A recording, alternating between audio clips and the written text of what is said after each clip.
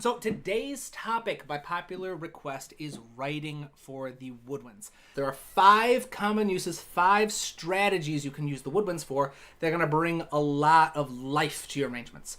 And number 1 is pretty self-explanatory. You just have the woodwinds play their own parts. All right, they're a very capable section. They're very strong. They're very beautiful. You can have woodwinds playing all of the layers at any given point in your music. Just have like a solo, like a section solo of the woodwinds. You can have them playing most of it with maybe a little bit of strings in the background. You can have them playing just flourishing parts in the background, whatever. The woodwinds are more than capable of holding their own at any different layer. But while you do this, there are a couple of general guidelines. The first one is that it is going to take 3 to 4 woodwinds playing in unison to balance with any one brass instrument, as long as that brass instrument is unmuted. So let's say you've got a trumpet player, and the trumpet player is playing the melody, and you want the flutes to play a counter melody that bounces around the trumpet. All right, in order to match that strength of the trumpet, you need 3 or 4 flutes playing the part together to match that one trumpet. All right, and if you're going to do that with, you're going to use it for strings, it's similar. You only need 1 though.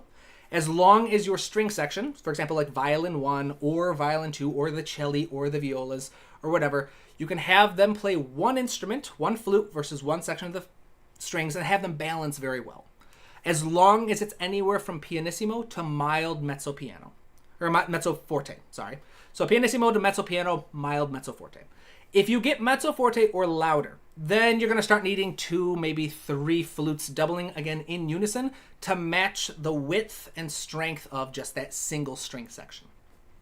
So this is the simplest. You can have the woodwinds play a melody. You can have them play the chords. You can have them play a counter melody. For the woodwinds, I should mention, it's just 1-to-1. One flute can balance one oboe. There's going to be some differences here and there in terms of quality and how well they blend.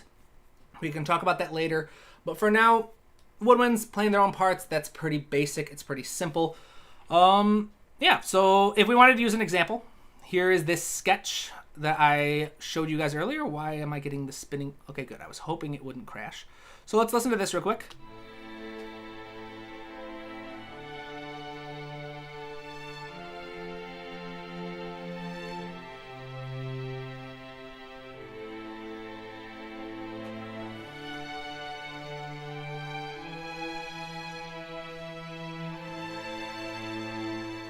All right, so here we have 4 layers in this texture. We have a melody, we have chords, which are split into 2 voices, second violins and violas, and we have the bass line. Each of these are being played around mezzo piano, so nice and soft, which means to balance each layer, melody, chord 1, chord 2, and bass line, we only need 1 woodwind. So let's take this little part that I used for the first violin. We'll cut it, and let's just put it in the flute, shall we? I didn't check the range, but if it works for violin 1, it should work well for flute. It's a little in the lower register, but it should be fine because it's, again, played at a soft dynamic. So we'll listen to it with the flute.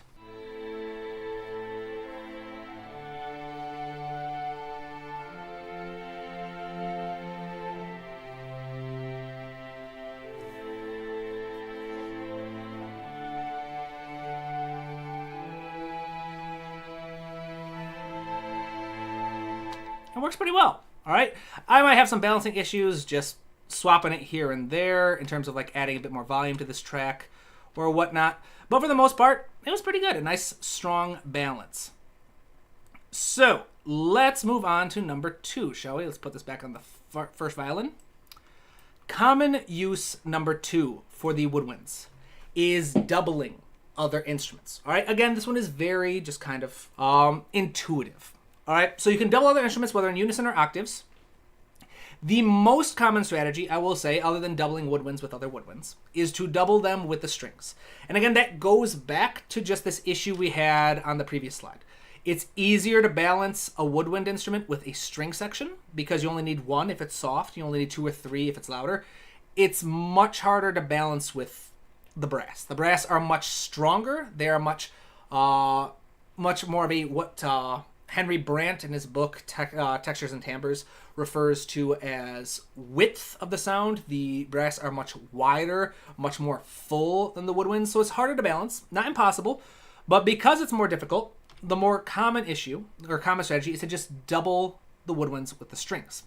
And in particular, there is a strategy called creating an enriched string sound, which is basically the idea that you take a string dominant timbre, so it still sounds like violins 1, violins 2, whatever section you've got, but they have a little bit of a shift in their timbre. They have a little bit more of the personality of a woodwind because you take whatever ratio you have, 1, 2, or 3 woodwinds based off the volume, you play them in unison with your strings, and you just drop the dynamic level of the woodwinds by down 1. So if the strings are playing at mezzo forte, you drop the flutes down to mezzo piano.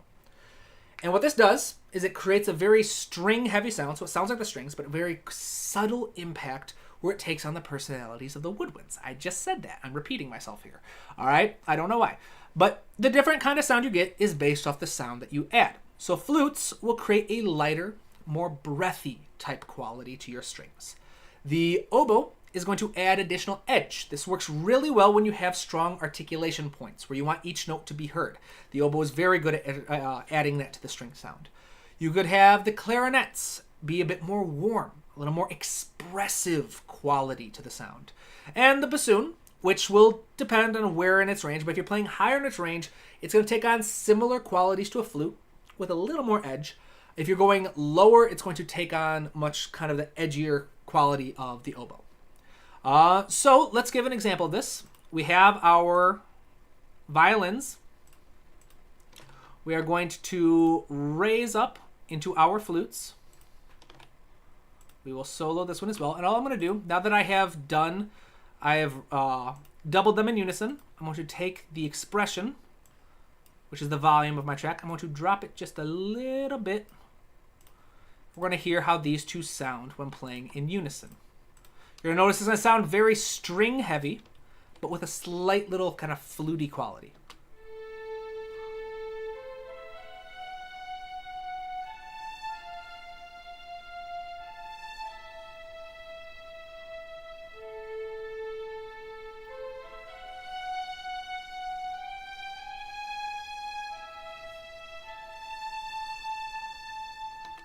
And then this range would be appropriate for the clarinets as well. So let's give a sound on the clarinet. It would not be quite as appropriate for the oboe, so we'll leave the oboe out for this example. But, okay, what happened to it? There we go. We can listen to these parts being played by the clarinet and strings now. You can hear how the quality is, again, very string dominant, but now it has a subtly clarinet kind of warmth.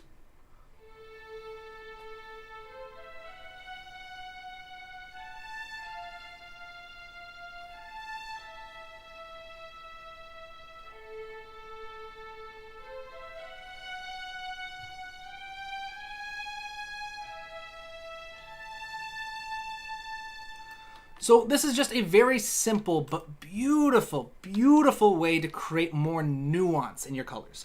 So if you want to have a very string dominant sound, but you want to add a little more personality, a little more rich quality, again, you can go through and ask yourself, which of these can I add in unison? Making sure, as always, to go pay attention to your general guidelines. Only use what you need, okay? If you're constantly using all the woodwinds, it kind of takes away the nuance. It kind of takes away the color and personality, and it just sounds like your basic default sound. Because that is your basic default sound, if you are using all the woodwinds all the time. So, common use number 3. This one is where we start getting a little trickier, a little more interesting, a little more complex. And this is the idea to enhance other layers through the use of heterophonic textures. A heterophonic texture is a very fancy way of saying that you are taking a layer, such as the melody, and you are doubling it with a variation of itself. Very frequently, these are reduced variations, which means that you take the strings playing the melody and you have, say, like the cor anglais, or the oboe, or the English horn. Cor anglais and English horn are the same instrument. But you take one of those instruments and you have it play a simplified version of the melody. Maybe you just have it play target tones, which are the notes found in the chord underneath. Maybe you just have it play the notes that are on beat 1 and 3. Whatever your strategy is, you take some of the notes out of the melody and you just have one of the woodwinds play that new simplified melody. This is very common, as I said, for the double reeds. All right, double reeds will very frequently play reduced variations of a melody or an ostinato or a counter melody or any other layer in your music, simply because they aren't as nimble as either the single reeds or flutes. Not saying that they're non-nimble instruments, they're just, when it comes to playing to an instrument's strength, the flutes and clarinets tend to be much quicker, much more nimble than the double reeds, which is why that they are more likely to play an embellished variation, where you start with the melody and you add more notes. All right, so let's try an embellished variation, shall we? Again, going back to that flute. So we're going to take the melody. We're going to go into the flute. So quantizing, quick tip. This is a quick way to make everything snap up. You see how there's a lot of kind of, this one's late, this one's early. It's human. It sounds nice, but sometimes it's annoying when you're trying to make everything match up. So you start out, highlight everything. You figure out what's the shortest note value, which in this one is an eighth note. So you set your grid to eighth notes. Then you hit quantize up here. And you will notice how the notes will snap to the nearest value that you set. Boom. All right, so then what else we can do is we can do quantize ends, which will do the same thing. It'll take the end of the note and snap it to the nearest value. And so we see a little bit of overlap. I'm going to drop this over here.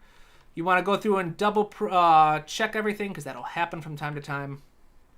But here we go. We got this. So now we are going to chop this up. We're going to move this up. We're going to stay in key.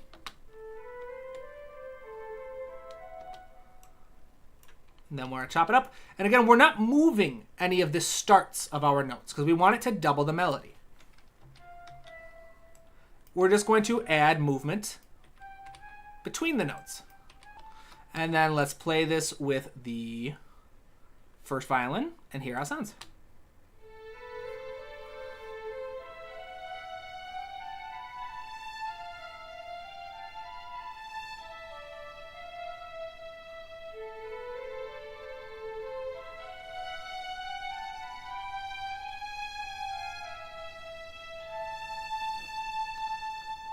And again, you can spend a lot more time creating a much more creative doubling if you would like.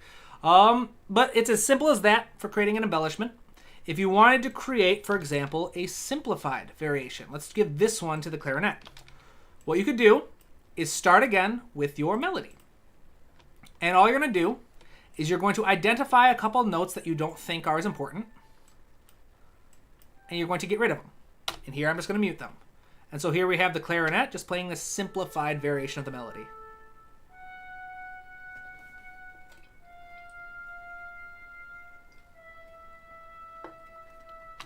And if we double that with the violins, if my computer will stop acting up, I should probably update my computer. It's been protesting lately because it needs updates. So let's hear this.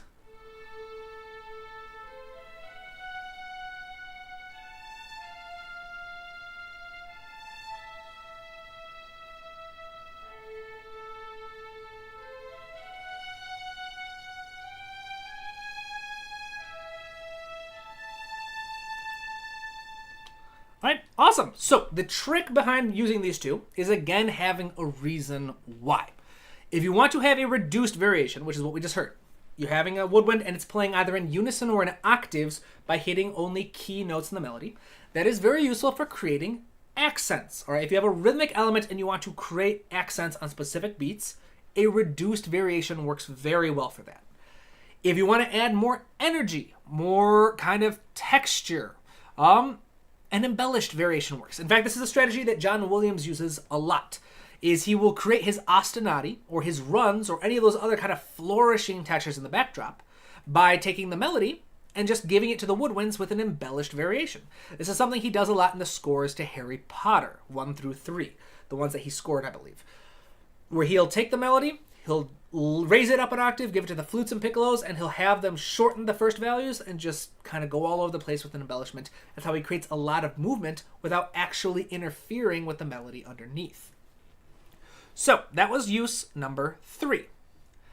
Common use number 4 is adding energy and excitement to your arrangements. And there are two common strategies for this one. All right, there are lots of them, but two of the most common are trills. All right, where you take a note and you just move back and forth. Like that, all right? You take two notes and you either move up or down. Again. But you can use it for two reasons. You can either say, all right, I want important notes of the melody to get a little more accents. All right, so I'm just going to create a trill. Or you can create a pedal tone in the backdrop and just kind of create an atmosphere that way. So if we were to do this on the flutes, for example, let's do the atmosphere one first. I'm going to show you a little shortcut. I'm going to copy and paste this. If I can. I'm going to raise this up. We'll do a major second. And all we're going to do is I'm going to say, all right, I want these to be 16th note trills. So I'm going to chop this one up into 8th notes. I'm going to chop this one up into 8th notes. Let's drag this one back first. I'm going to chop this one up into 8th notes. We're going to highlight everything. Or not cut it back. So now we got a nice little trill. Let's drop the velocity a little bit so it doesn't sound too shrill. All right, super kind of slow trill.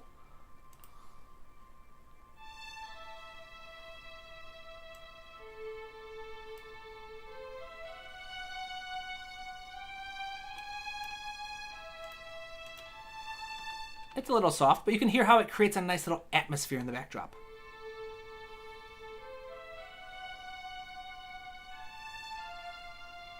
If we mute it, unmute.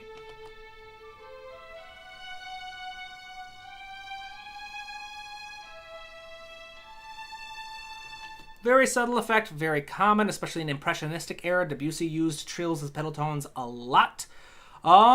Another way you could do it is, again, like I said, if you want to bring more attention to particular notes in your melody. So let's copy and paste this again in the flutes. And let's just say, so we'll say these first notes and this last one I'm going to turn into trills. We can hear how this doubles and just kind of brings a little more attention to the spots. And it's a little loud. I'd want to make it a little softer.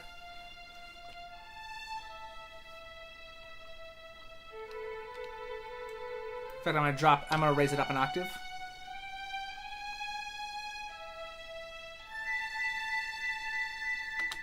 All right, it's awesome. Not the prettiest version, but you get the idea. So that's number one, trills. Number two are runs, which are a very exciting, kind of popular strategy that lots of people want to learn. And it's the idea that a run is just a long scale that is used to help emphasize a specific beat, and writing them is much, much simpler than you think. All right, step one, you want to pick the note, pick the beat that you want to double, that you want to bring accent or more energy to, and you are going to add that note. So again, let's say flutes. Let's just stick to flutes because we've been using the flutes and it's a little easier. So step number two, we're going to paste this. We're going to go in. We are going to mute the melody. And then let's just say at the very top, I want to add an A. All right, I want to accent this last A. So I'm going to add an A.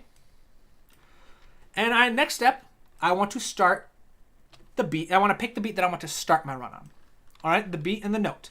So let's just start over here on this E. So we'll double this E.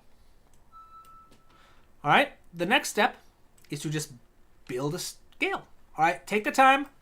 We're going to build a chromatic scale here. In fact, let's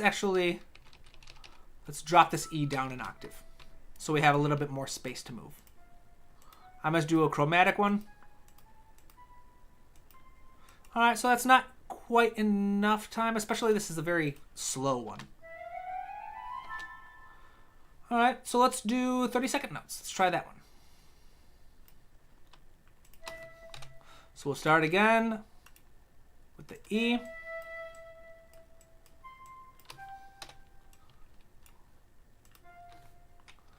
We're going to just move up chromatically or diatonically. You can use tuplets. You can use whatever strategies you want. to just find your way to eventually, and we'll do a quick jump from G to A, but just create a nice little run. And we'll shorten this up a bit, and we'll hear how when this plays with the violins, it's going to create a little bit of an emphasis on that note.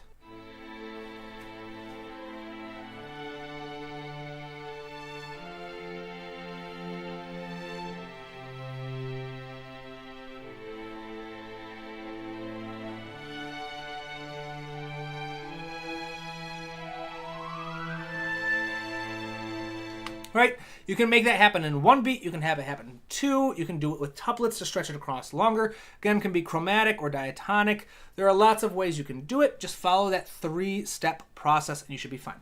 Pick the note that you want to accent and the pitch you are going to land on. Often, like I said, an octave above or an octave low, depending on which woodwind you're using. Pick the note or the beat that you want to start on, and then just create a scale connecting the two. You can do arpeggios, you can do scales, you can do an upward moving where you come up, then down, then up, then down, then up, whatever you want to do. You're just going to find a way to connect those two spots. It does not need to be super complicated. So, the last common use for the woodwinds that we are covering in this live stream is to create background textures.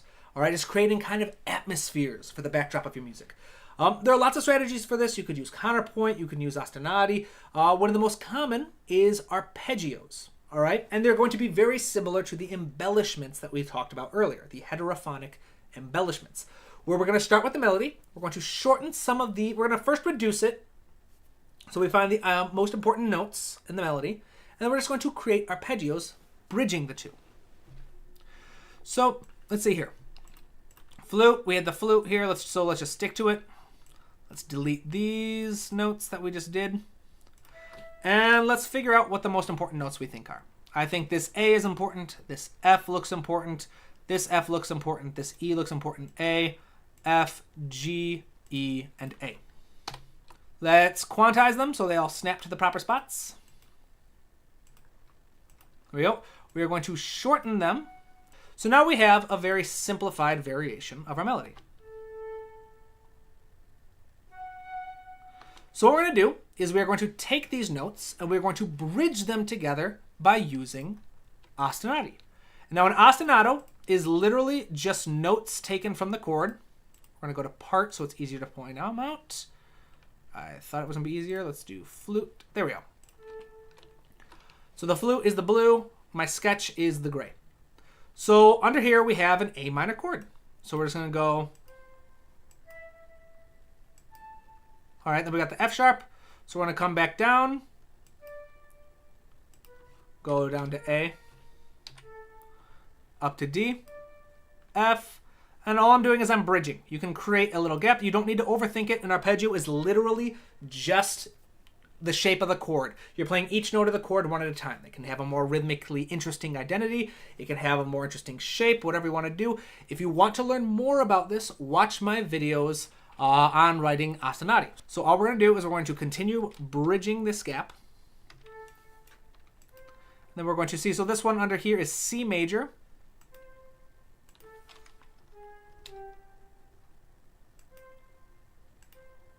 And this is C, A minor again. You can hear how it creates a little bit more of an atmosphere, more of a texture behind.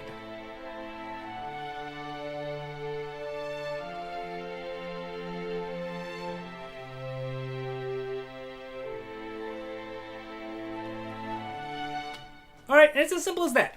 Again, all of these are ideas that can go as simple or as complex as you'd like. Obviously, you'd probably want to spend a little more time on each of these than I did, but I am limited by the constraints of teaching this live. So, to recap all of that, the woodwind section is divided into 3 subsections. You've got the flutes, single reeds, and double reeds. The flutes and single reeds tend to get more powerful and piercing the higher they move in their range, and softer and weaker the lower in their range you go. The double reeds will do the opposite. They start nice and strong, nice and wide and fat at the bottom, and they get much thinner near the top. The greatest strength of this section is the sheer variety of tone colors. You have 3 different subfamilies, each of them with their own unique kind of style and sound.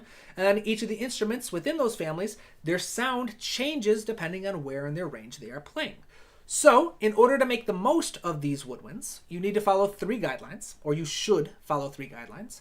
Guideline number 1, only use exactly what you need. All right, don't default to using all the woodwinds, default to using no woodwinds, and have a reason why you need to use each one. Number 2 for the guidelines is make sure that you follow score order when you're writing the parts. The flute should be written above the oboe, which should be written above the clarinet, which should be written above the bassoon. That helps maintain number 3 guideline, which is make sure that whenever you're writing with multiple woodwinds, you maintain registers of similar strength. If you follow pitch, like score order, that shouldn't be too big of an issue. But if you want to make sure and double check, make sure you study instrumentation. All right, take some time, study orchestration, the instruments, their strengths, their registers, their tone colors, all that beautiful stuff. Then there are 5 common uses for the woodwinds. These are not the only uses, but they're very common.